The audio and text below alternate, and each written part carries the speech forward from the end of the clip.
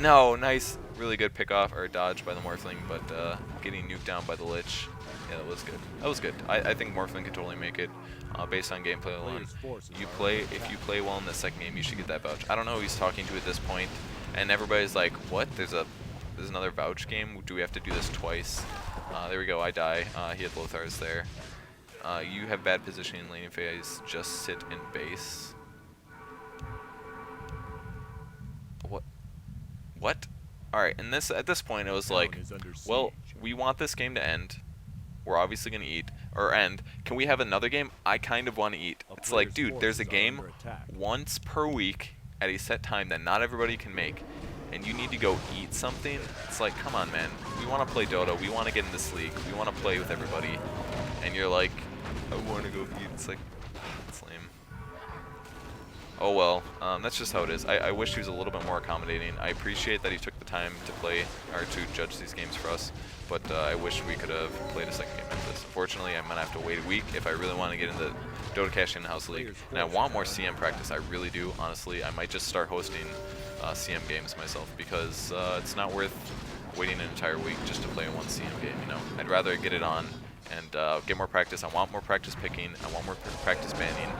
And it's going to be weird against pubs, and it's kind of weird to play CM games with pubs because, you know, if they get bad picker, it's really shitty, and then it's like, oh well. So let's look at my stats right now. 1-8-1, hell yeah, carrying my balls off, most definitely. Tiny taking some damage. Screw this, I'm watching a team fight, epic team fight going on down, dropping an arrow on the ledge. Is he going to go down? No, he's not. He has a mech. Too bad. Here comes a little bit of pressure here. I'm going to try to drop some arrows. I got semi-good items. Got the mech. Morphling getting picked off with the Basher. Here comes the Beast SF ult. And the Lich going down. And lots of nukes happening. Oblivion, believe it or not, is going to survive. Nice ult from ES. Lots of tower damage going on SF. And is he going to make it out? I'm going to vote no. Basher, or excuse me, Basher, Armlet, then Basher with treads. Semi-jokey item, but it's fine. The game is super over.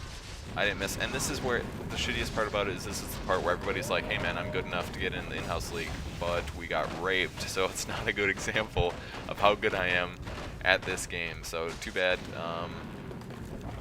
That's just how this is going to be. It's just not, it's like, it's a very unfortunate way to have to. I understand you have to check to see if people are good, but this is just a very unfortunate way. For all I know, I had all the bad players on my team, you know. Scourge played very well. VS played a little sloppy, but other than that, the rest of their players, as far as I know, they played very well. SF played well enough. He had a little sloppy raises here or there. Lich played great. Tiny played great. Lifestealer played semi-okay from my experience. But yeah, nobody really knows what's going on. Do we have to play another game? Yeah, okay. Alright, I guess we have to play another one.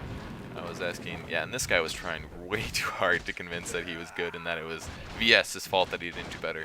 But this is what's going to happen in games like these. Everybody's going to be like, dude, I'm good enough. They're just going to like, it's going to be a lot of whining, especially from players that actually whine.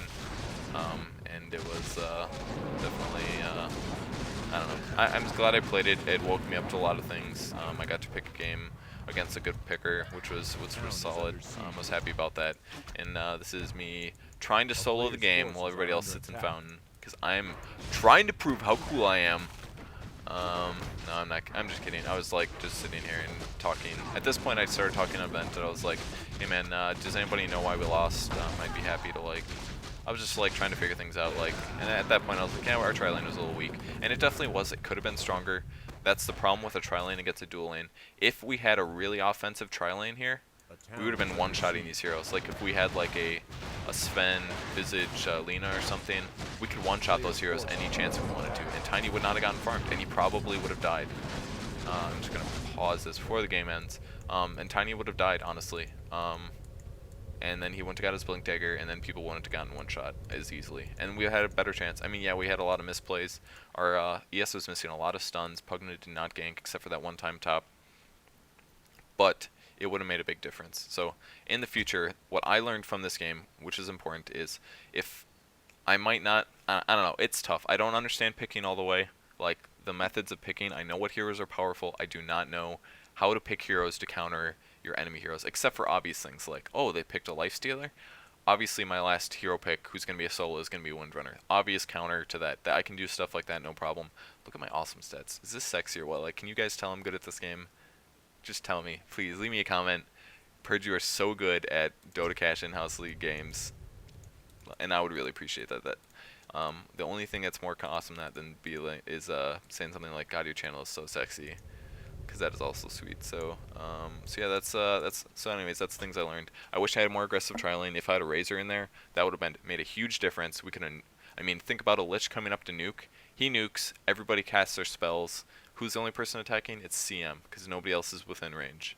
So if we had a Razor who has like a reasonably long range, a little bit longer, I think it's 500 compared to Morph. If Razor could auto attack and nuke while our other heroes casted, Lich would not have been able to harass, and we could have pushed the tower and or gotten kills. Much easier, much easier. So in the future, if I'm facing this kind of team with a Shadow Fiend, and I don't really know what their last carry pick was going to be, it turned out to be a Lifestealer, I might go Razor next time. I have seen some Razor bans lately, and I'm going to say it, he is underpicked. His nuke in lane is, I mean, he doesn't have as much escape as Morphlane, but he has really good damage potential as soon as he hits 6, as soon as he hits 7. Those early levels, Razor is very powerful. He's a good hero. He's really fun to play, one of my favorites, although I never play him. So that's what I would do in the future. So as summary, these are the important things that you have to do when you're learning a Dota game, is that you want to look at the errors in the game. I made mistakes. I'm very aware of that. I wish I didn't make them, but that is all going to be learning. When I fight Tinies in the future and I see them roaming in the jungle with a Lich, I'm not going to be like, I'm going to just dive in and make something happen, because that is stupid. And I made that mistake here, and hopefully if I learn from it, I'm not going to do that in the future. And my tri-lane picks are hopefully going to be better to counter what I'm fighting against. And other than that, it just comes up to team play. Our team made a lot of mistakes, and their team played well enough to counter or to profit from those mistakes, and that is why they won the game. And once Tiny got that Blink Dagger, he played really well and just started one-shotting us left and right, because we kept making little mistakes, much like my in the jungle death. CM died like that once, and then from there, they had the gold advantage, and the game was over. So that is what happened in my first Dotacash in-house league. I got raped. I got bent over. I got raped. I picked badly. I take complete blame for that. I picked slightly badly. I take blame for that. And other than that, our team did not play solid enough. So if I was rating who could be cool enough to join the Dotacash in-house league as a result from this game, I would vote for sure. I would for sure let me in. Because, come on, right? No, I'm just kidding. I didn't really play that fantastic. If I was a random person and I saw me play this game, I would say not enough evidence, which is completely legitimate. If I checked the forum post today and I didn't see a determination or anything, but I am not at all expecting him to be like, I trust this guy to be good enough, because I picked fine, but there's not evidence. I'm not going to say anything about that. So Pugna did not play well enough. He missed a lot of blasts. Really, he just did not have really crisp play, I think. He didn't really gank enough. ES had a lot of missed fissures. I guess I don't really know what the bar is for what's good enough to be in the in-house league, but I would say ES missed a lot of fissures. He's definitely on the line. CM played a solid game, in my opinion. She had a little bit of misplays here and there. Not quite super crisp, and crispness is very important in Dota. Like, for example, when she jumped over this hill and Tiny was right there and she AoEs and then ice blocks, I always am going to say ice block first, then AoE, in my opinion, because the AoE, and the stun is just like, stop moving. I don't know. If he would have stunned him there, maybe ES would have lived. Maybe ES would have gotten a kill. Maybe they could have killed Tiny, something like that. Tiny was very low, so I think they could have gotten him.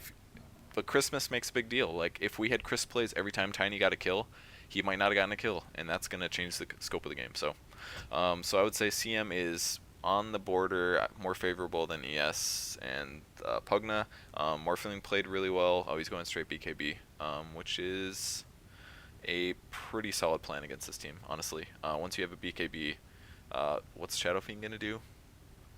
Auto attack, and Lifesteal's got an auto attack. Venge can't do anything except for swap you. Lich can't do anything except for auto attack, and Tiny can't do anything but auto attack. So, alright, I'm going to say, honestly, I think Jihoon was a really good player. All of his advice when I was picking was really great. I really respected his opinion. I would let Jihoon in for sure, based on this game. I could just tell that he was a good player. You just see him do things like waving away from the deaths or replicating out of that last hit from Tiny, stuff like that. I think he would make it. Final Boss definitely makes it. Lich played a great game. He definitely makes it. SF, definitely, I would say, give him the win. He outlaned Pugna for sure, though Pugna wasn't the best player. Life Stealer, I would say he's, I don't know, he's okay. And VS, I'm going to say probably not. So that's the disadvantage in doing games like this, is that it's all based on gameplay. So we had played one game and we got completely owned, and there were not a lot of good chances for our team to show how good we are. So I think that's it. This is probably already going to be like 3 parts because I talked way too long, but thank you for watching. Please keep these tips in mind when you're looking at your own gameplay. Do not immediately blame your teammates. Always blame yourself first. Everybody can improve. I could have made better team decisions. I could have made better teamwork decisions. And that would have possibly pulled out a win. And yeah, that's it. So thanks for watching. Thanks again to the fans for all the positive comments. I really appreciate it. Tell your friends. I'm getting like 3 to 5 subscribers a day, and it makes me feel awesome. So thank you. Bye.